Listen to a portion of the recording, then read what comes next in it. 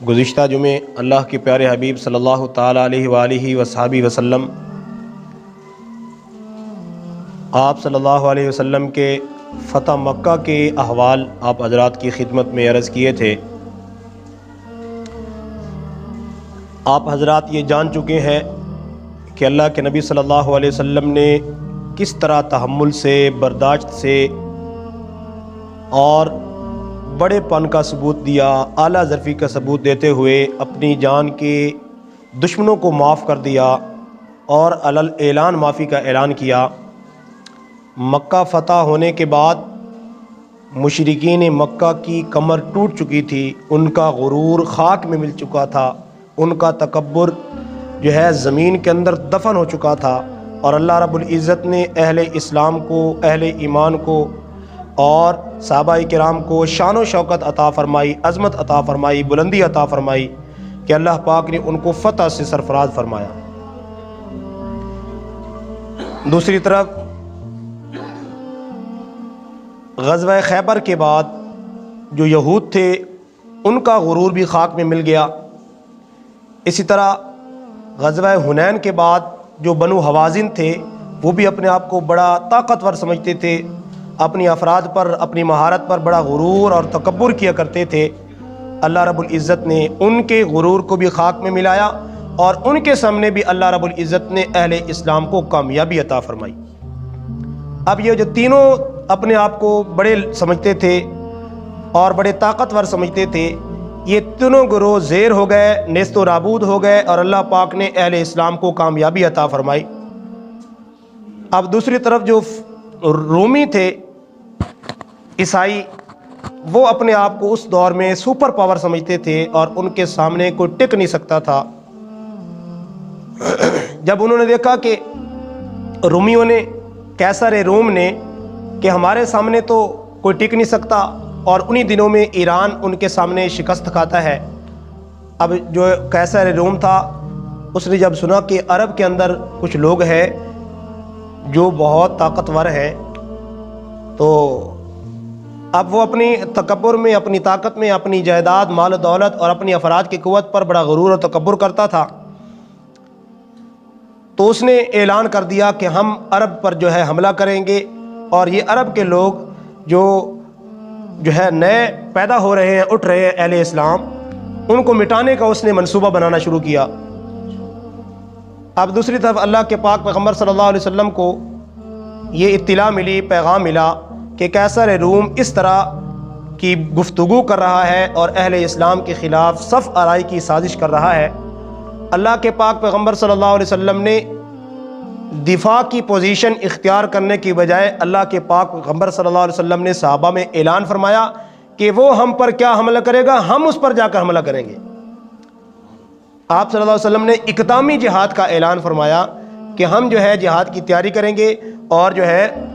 قیصر روم جو اتنا بڑا دعویٰ کر رہا ہے ہم اس کا غرور خاک میں ملا کر واپس آئیں گے۔ چنانچہ غزوہ تبوک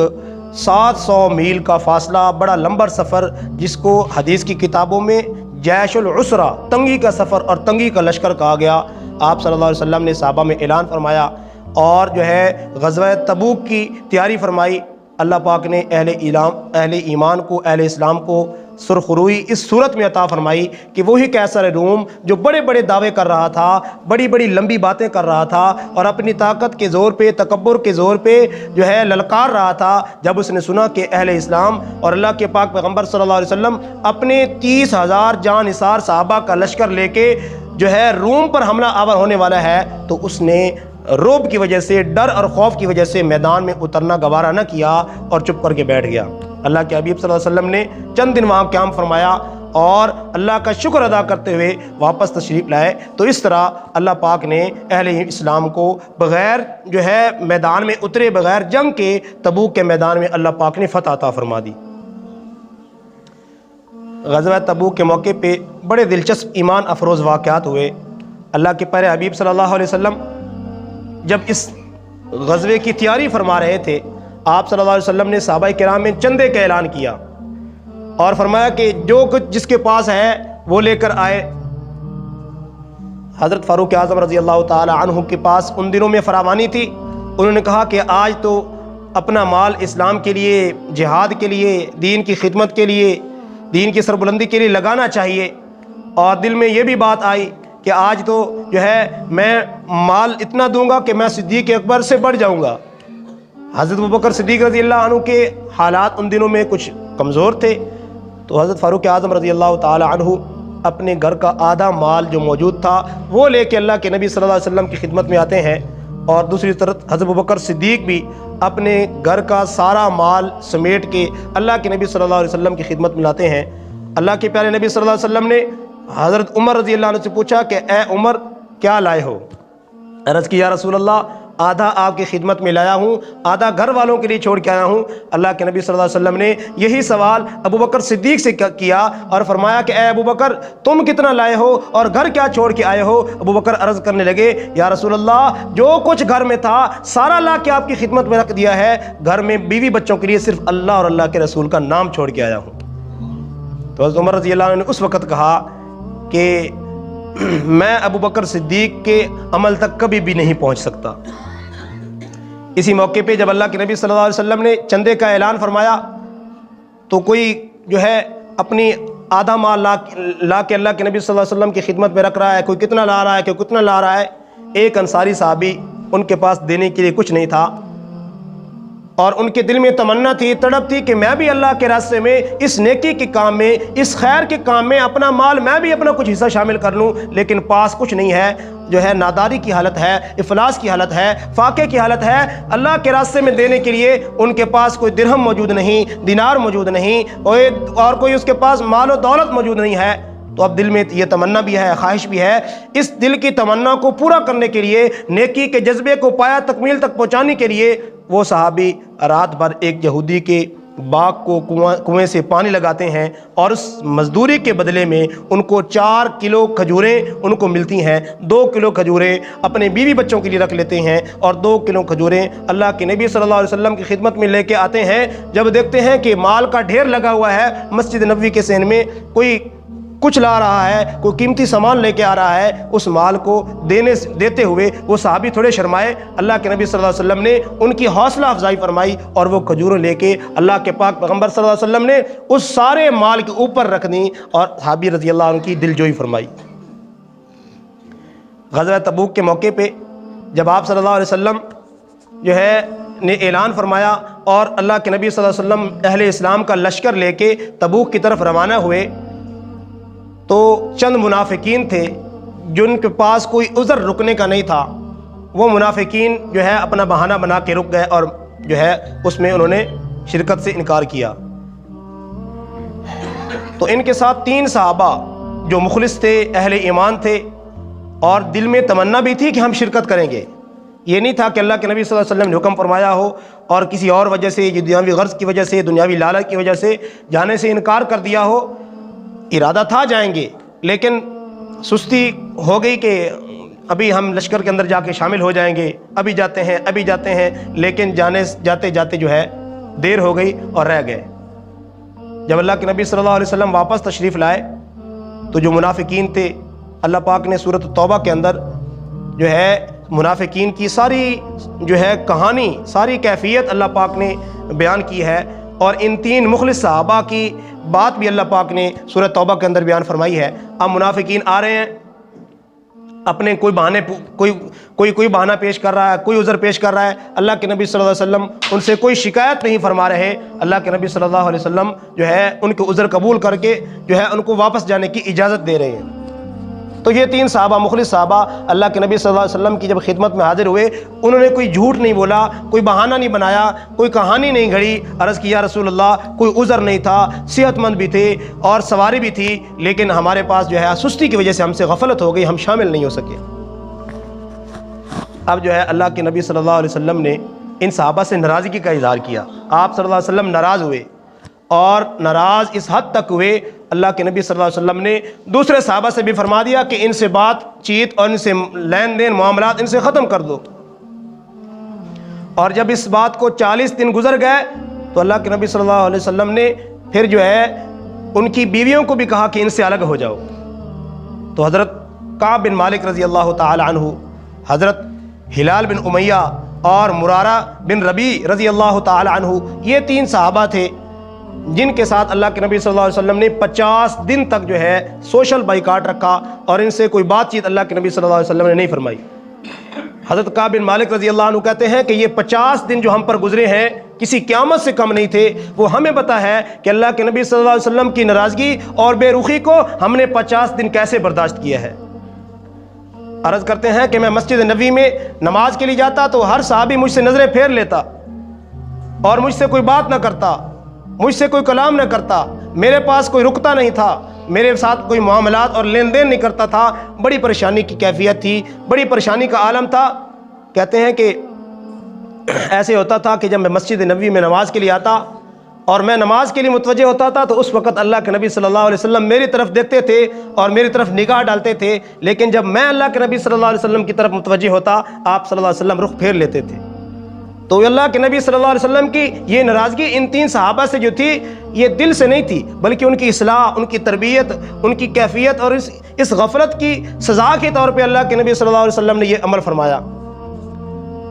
حضرت کعب بن مالک رضی اللہ عنہ کہتے ہیں کہ غسان کا جو بادشاہ تھا اس نے ایک تاجر کے ذریعے مجھ تک ایک خط بھیجا اور کہا کہ میں نے سنا ہے کہ تمہارے نبی نے، تمہارے ساتھی نے تم سے نظریں موڑ لی ہیں، تم سے رخ موڑ لیا ہے، تم سے اپنا دست شفقت اٹھا لیا ہے، تم میرے پاس آ جاؤ، میں تمہیں بہت نوازوں گا، تیرا بڑا اعزاز اکرام کیا جائے گا۔ حضرت کعب بن مالک نے یہ خط پڑھا، اس کو آگ کے اندر جلایا اور تاجر کو کہا کہ یہ خط جو تیرے بادشاہ نے مجھے دیا ہے اس کا جواب جلانا ہی ہے، اور اللہ کے دربار میں روئے، گڑ گڑائے کہ اللہ مجھے ایسی آزمائش میں مت ڈالنا۔ کہاں وہ غسان کا عیسائی بادشاہ اور کہاں آقا نامدار آقا مدنی صلی اللہ علیہ وسلم، کہاں اس کا دربار اور کہاں آقا صلی اللہ علیہ وسلم کی غلامی، اے اللہ مجھے اس آزمائش سے بچانا۔ تو کعب بن مالک رضی اللہ عنہ کہتے ہیں کہ جب 50واں دن تھا نا، میں چادر اوڑھ کے اسی سوچ میں، اسی پریشانی میں لیٹا ہوا تھا کہ مجھے کانوں میں کچھ آواز پڑی، مجھے کانوں میں کچھ آواز پڑی کہ کعب بن مالک تمہیں اللہ کے نبی صلی اللہ علیہ وسلم بلا رہے ہیں۔ کہتے ہیں کہ یہ بات سنی،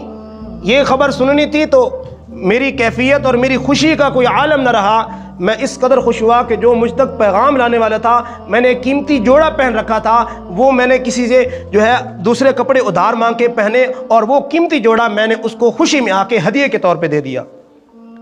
جب میں اللہ کے نبی صلی اللہ علیہ وسلم کے دربار میں پہنچا تو آقا کریم صلی اللہ علیہ وسلم کا نبوت والا نورانی چہرہ چمک رہا تھا اور خوشی کے آثار اللہ کے پیارے نبی صلی اللہ علیہ وسلم کے چہرے مبارک پر نظر آ رہے تھے، نمودار ہو رہے تھے۔ جب میں اللہ کے نبی صلی اللہ علیہ وسلم کی خدمت میں پہنچا تو آپ صلی اللہ علیہ وسلم نے فرمایا، اے کعب بن مالک تمہیں مبارک ہو۔ عرض کی یا رسول اللہ میری توبہ صرف آپ نے قبول کی ہے یا اللہ نے قبول کی ہے؟ اللہ کے حبیب صلی اللہ علیہ وسلم نے فرمایا، اے کعب بن مالک تمہارا راتوں کو گڑ گڑانا، تمہاری یہ پریشانی، تمہاری یہ تکلیف اور تمہارا اللہ کے دربار میں معذرت کرنا، معافی مانگنا اللہ کو اتنا پسند آیا ہے کہ اللہ نے اپنی لاریب کتاب میں تمہاری توبہ کا ذکر کر دیا ہے۔ تو کعب بن مالک رضی اللہ عنہ کہتے ہیں، عرض کی یا رسول اللہ میں نے سچ بولا تھا،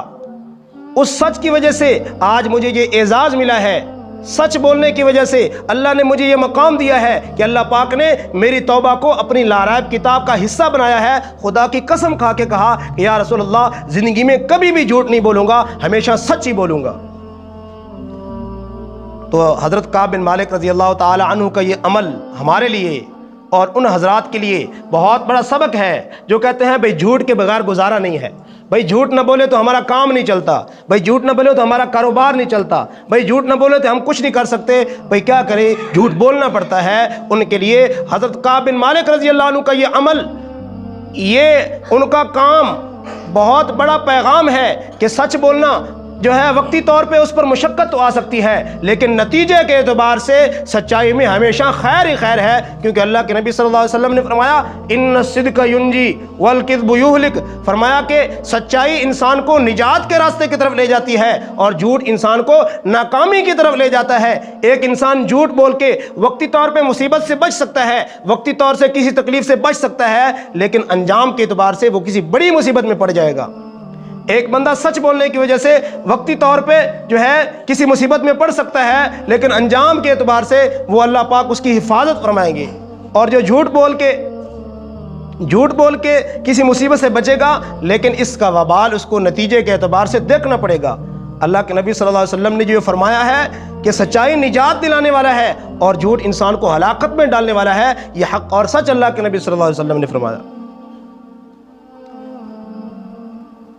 چنانچہ اللہ پاک نے ان کی توبہ کو قبول کیا، انہوں نے سچے دل سے اللہ سے معافی مانگی، گڑ گڑائے، اور اللہ کے نبی صلی اللہ علیہ وسلم کے دربار میں کوئی بہانہ، کوئی جھوٹ، کوئی کہانی نہیں بنائی، جو سچ تھا وہ حقیقت بتا دی۔ اور اللہ کے نبی صلی اللہ علیہ وسلم بھی جانتے تھے اور اس بات کا ادراک تھا آپ صلی اللہ علیہ وسلم کو کہ یہ میرے جانثار صحابہ ہیں اور یہ میری بات کو ماننے والے ہیں اور یہ مخلص ہیں، ایمان میں مخلص ہیں، عمل میں مخلص ہیں، اطاعت میں مخلص ہیں، ان کے دل میں کوئی کھوٹ نہیں ہے، ان کے دل میں کوئی داغ نہیں ہے، ان کے دل میں کوئی جو ہے اور بات نہیں ہے جو اسلام اور اہل اسلام کے خلاف ہو۔ اس لیے اللہ کے نبی صلی اللہ علیہ وسلم نے ان کی دل جوئی فرمائی اور ان کا اعزاز اکرام فرمایا، اور کعب بن مالک رضی اللہ تعالی عنہ اللہ کے اس فیصلے پر، توبہ کی قبولیت پر اور لاریب کتاب میں ان کے لیے فیصلہ اترنے پر بہت خوش ہوئے اور یہ وعدہ کر لیا کہ آئندہ کبھی بھی میں جھوٹ نہیں بولوں گا۔ اس سچ کی برکت سے اللہ پاک نے یہ مجھے اعزاز عطا کیا ہے۔